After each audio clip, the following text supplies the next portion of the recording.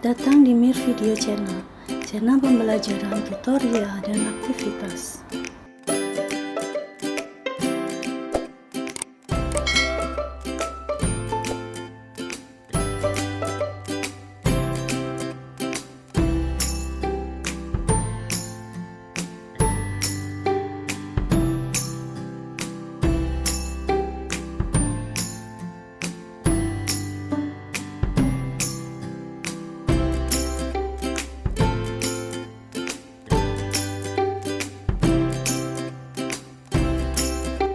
Assalamualaikum warahmatullahi wabarakatuh. Selamat pagi anak-anak. Bagaimana kabar kalian hari ini? Ibu harap kalian selalu dalam keadaan sehat. Amin. Alhamdulillahirabbil alamin. Walaupun kita melakukan PJJ atau pembelajaran jarak jauh, kalian harus tetap semangat ya. Sebelum kita mulai pembelajaran, ada baiknya kita awali dengan membaca basmalah. Bismillahirrahmanirrahim. Sekarang kalian perhatikan materi dan tujuan pembelajarannya ya.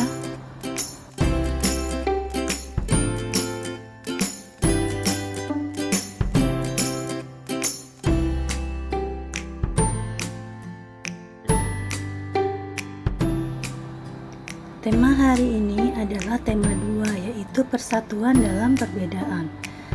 Pada pembelajaran yang lalu, kalian sudah mempelajari perkembangbiakan makhluk hidup. Hari ini kalian mempelajari materi adaptasi makhluk hidup. Apakah kalian tahu apa yang dimaksud dengan adaptasi? Adaptasi adalah kemampuan makhluk hidup untuk menyesuaikan diri terhadap lingkungan. Apakah tujuan dari adaptasi? Tujuan adaptasi adalah untuk memenuhi kebutuhan hidup seperti makan, minum, berkembang biak, melindungi diri dari musuh, dan mempertahankan jenisnya.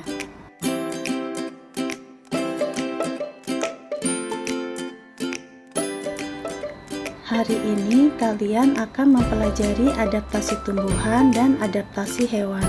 Simak baik-baik tayangan ini ya.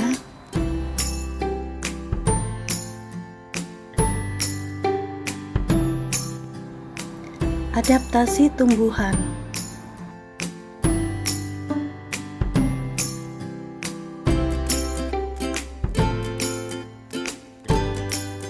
Bentuk penyesuaian diri tumbuhan dengan lingkungannya ada 2, yaitu penyesuaian diri tumbuhan dengan habitatnya, 2. Penyesuaian diri tumbuhan untuk melindungi diri dari musuhnya. Ayo kita pelajari satu persatu. Yang pertama, penyesuaian diri tumbuhan dengan habitatnya. Teratai. Teratai merupakan tumbuhan air, memiliki akar di bawah air dan akar teratai ada di dasar air. Tangkai daunnya tumbuh menjalar sehingga daun teratai dapat mengapung di air. Daun teratai bundar, lebar, dan tipis agar dapat menyerap sinar matahari sebanyak-banyaknya dan untuk mempermudah penguapan. Teratai memiliki batang berongga yang berfungsi untuk membawa oksigen ke batang dan akar sehingga akar dapat bernafas di dalam air. Eceng gondok. Eceng gondok juga merupakan tumbuhan air. Batang dan pangkal daun eceng gondok memiliki banyak rongga udara untuk mempermudah mengapung di permukaan air. Akar eceng gondok lebat, berserabut, dan mengapung, berfungsi untuk menjaga keseimbangan agar tidak mudah terbalik di permukaan air. Daunnya licin dan berwarna hijau cerah. Eceng gondok sangat mudah berkembang biak. Kaktus. Kaktus merupakan tumbuhan yang hidup di daerah gersang, panas, dan sedikit air, atau di daerah kering, bahkan di gurun pasir. Adaptasi kaktus meliputi daun, batang, dan akar. Daun kaktus berbentuk duri yang berfungsi untuk mengurangi penguapan air. Duri tersebut juga berfungsi untuk melindungi diri dari hewan pemangsa. Batang kaktus berlapis lilin yang berfungsi agar kadar air dalam tubuh tetap terjaga sekaligus mengurangi penguapan air. Kaktus memiliki batang yang tersusun oleh spons, sehingga dapat menyimpan air yang banyak. Kaktus memiliki akar yang panjang yang berfungsi untuk membantu kaktus mencari air. Kantong semar.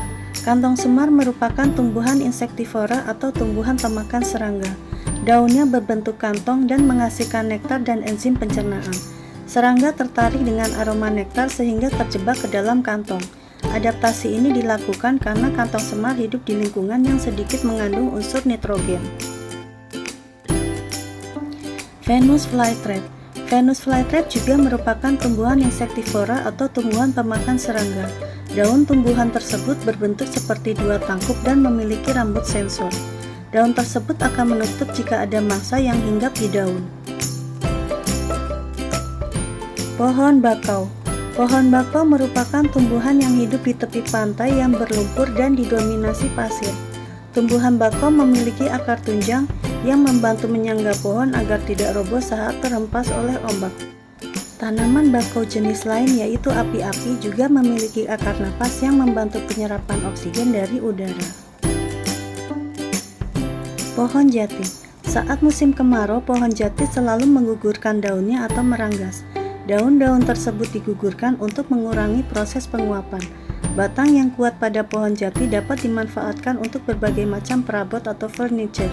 Tumbuhan lain yang menggugurkan daunnya pada musim kemarau adalah pohon kapuk, mahoni, dan pohon kedondong. Bunga mawar. Bunga mawar memiliki batang berduri yang berfungsi untuk melindungi diri dari hewan pemakan tumbuhan atau herbivora. Mahkota bunganya terdiri dari 5 kelopak. Putri malu. Daun pada tumbuhan putri malu akan mengatup atau menutup jika terkena sentuhan. Hal tersebut berfungsi untuk melindungi diri dari hewan pemakan tumbuhan atau herbivora. Tumbuhan putri malu juga memiliki duri pada batangnya untuk melindungi diri. Pohon bambu. Tumbuhan bambu hidup bergerombol dan berkembang biak dengan tunas. Bambu menggugurkan daunnya sampai mendapat pasokan air yang cukup. Memiliki rongga di batangnya, memiliki ruas batang dan daunnya bertulang daun sejajar. Batangnya memiliki rambut atau bulu-bulu halus yang tajam dan menyebabkan gatal yang berfungsi untuk melindungi diri. Bunga Rafflesia arnoldi. Tumbuhan ini tidak memiliki akar, daun, dan batang. Tumbuhan ini hanya berbentuk bunga. Memiliki bau yang menyengat yang berfungsi untuk menarik serangga untuk membantu penyerbukan. Ukurannya dapat mencapai 1 meter. Jumlah kelopaknya 5 dan mengelilingi sebuah lubang yang disebut mulut gentong. Usia hidupnya berkisar 5-7 hari. Sering disebut sebagai bunga bangkai.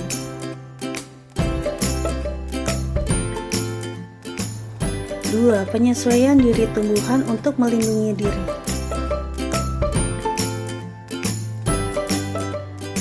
1. Dengan menggunakan duri. Contoh tumbuhan mawar, salak, putri malu, kaktus, durian, pandan, dan nanas.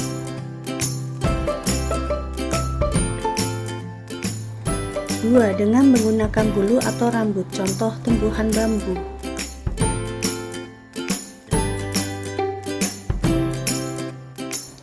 3. Menggunakan racun. Contoh kecubung hutan, jarak, umbi-umbian, karet, dan gadung.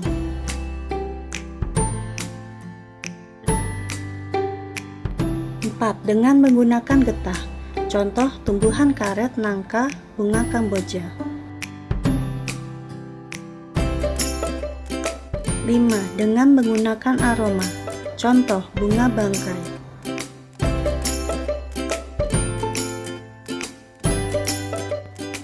6. Dengan menggunakan cangkang keras. Contoh buah kelapa, kelapa sawit, salak, dan durian. 7. Dengan rasanya. Contoh belimbing wuluh.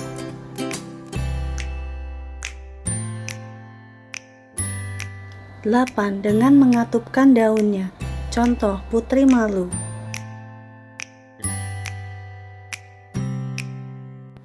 Berdasarkan habitatnya, tumbuhan dibagi menjadi 3 jenis yaitu 1. Hidrofit, tumbuhan yang sebagian tubuhnya ada di permukaan air. Contoh kangkung. 2. Higrofit, tumbuhan yang hidup di daerah lembab. Contoh pakis. 3. Xerophyte, tumbuhan yang hidup di daerah kering. Contoh, lidah buaya. Anak-anakku, tadi kalian sudah mempelajari adaptasi tumbuhan. Sekarang kita pelajari adaptasi hewan.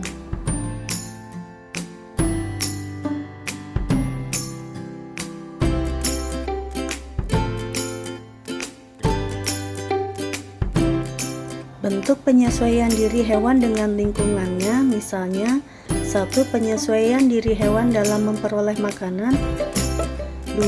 Penyesuaian diri hewan untuk mempertahankan diri.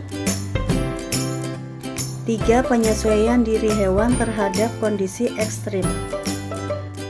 Kita pelajari satu persatu. Pertama, penyesuaian diri hewan dalam memperoleh makanan. Bentuk mulut. Mulut serangga mempunyai bentuk yang sesuai dengan jenis makanannya. Beberapa bentuk mulut serangga dibedakan menjadi 4, yaitu A. Mulut penggigit dan pengunyah, B. Mulut penjilat, C. Mulut pengisap, dan D. Mulut penusuk.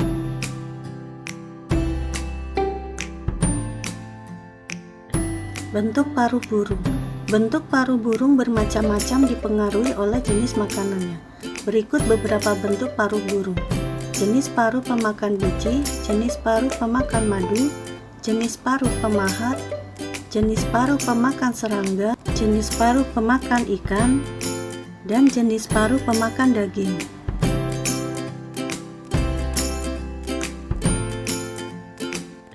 Bentuk kaki burung. Bentuk kaki burung bermacam-macam dipengaruhi oleh habitatnya dan makanannya. Berikut beberapa bentuk kaki burung. A. Jenis kaki pemanjat, B. Jenis kaki pengais, C. Jenis kaki pencengkeram, D. Jenis kaki petengger, E. Jenis kaki perenang.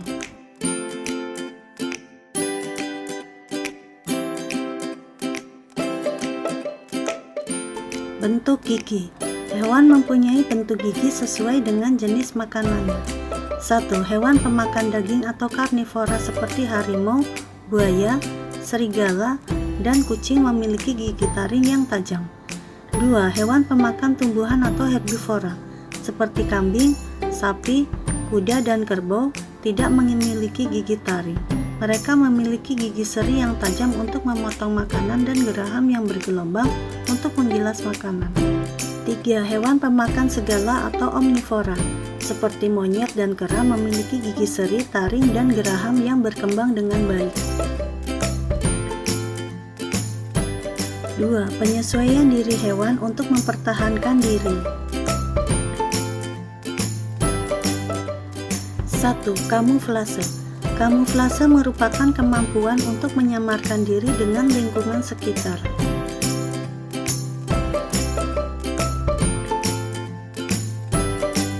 2. Mimikri. Mimikri adalah kemampuan hewan untuk mengubah warna kulitnya sesuai dengan sekitarnya. Contoh hewan yang melakukan mimikri adalah bunglon.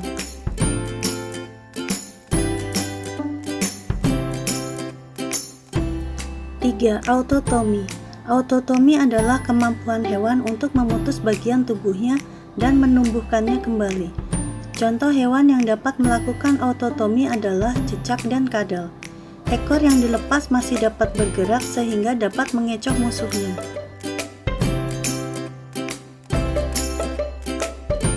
4. Kelenjar bau. Beberapa hewan melindungi diri dengan mengeluarkan bau yang tidak sedap. Contohnya walang sangit dan sigung.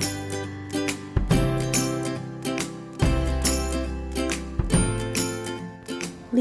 Mengeluarkan bisa dan sengat. Sebagian ular mempertahankan diri dengan mengeluarkan bisa. Hewan lain yang berbisa adalah kalajengking dan lipan. Ada pula hewan yang melindungi diri dengan menyengat seperti anemon, ubur-ubur, dan belut listrik.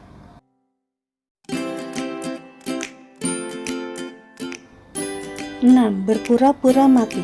Beberapa hewan seperti kumbang badak menyelamatkan diri dari predator dengan cara berpura-pura mati.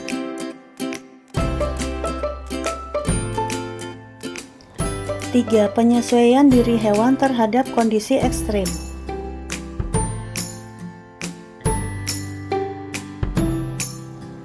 Penyesuaian di kutub. Kutub adalah daerah yang memiliki suhu yang sangat dingin. Hewan yang hidup di kutub seperti beruang kutub dan pinguin beradaptasi dengan menyimpan cadangan lemak yang tebal di bawah kulitnya. Lemak tersebut membuat mereka tetap hangat di daerah yang bersuhu sangat dingin. Penyesuaian di gurun. Daerah lain yang memiliki kondisi ekstrim adalah gurun pasir. Salah satu hewan yang hidup di gurun pasir adalah unta. Penyesuaian diri unta dengan memiliki punuk yang berisi cadangan lemak. Lemak tersebut akan dipecah menjadi energi ketika unta tidak menemukan makanan. Unta memiliki usus yang lebih panjang dari hewan mamalia lainnya sehingga dapat menyerap air sebanyak-banyaknya dari makanan yang dimakan. Unta memiliki bulu mata yang lebat dan hidung yang dapat menutup untuk mencegah pasir gurun masuk ke dalam hidung dan mata ketika terjadi badai pasir. Kalian tadi sudah mempelajari adaptasi tumbuhan dan adaptasi hewan. Sekarang kalian pelajari manfaat tumbuhan dan hewan bagi manusia.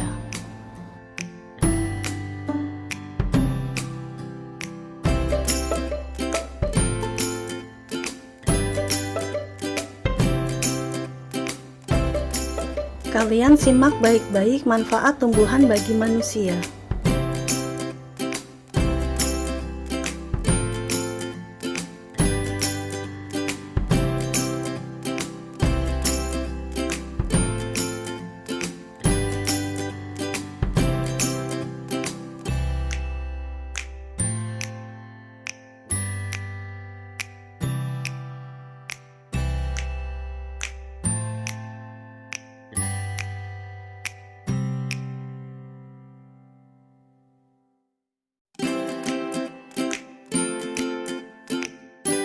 Sekarang simak baik-baik manfaat hewan bagi manusia.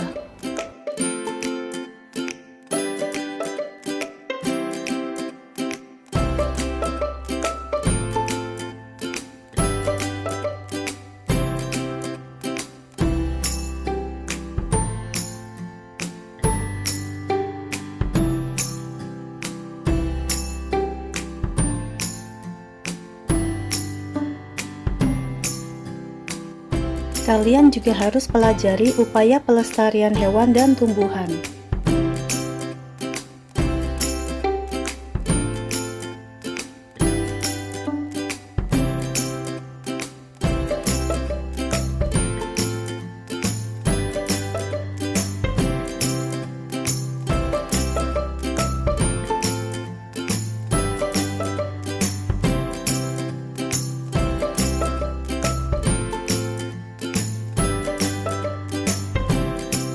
Bagaimana anak-anak?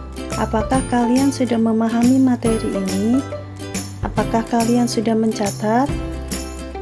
Ayo sekarang kalian simak tugas portofolio.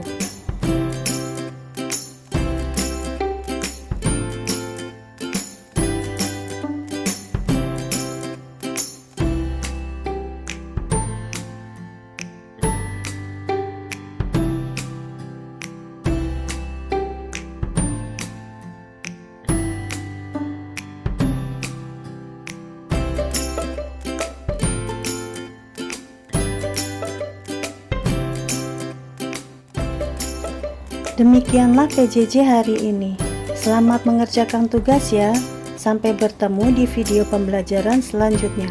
Wassalamualaikum warahmatullahi wabarakatuh. Semoga bermanfaat.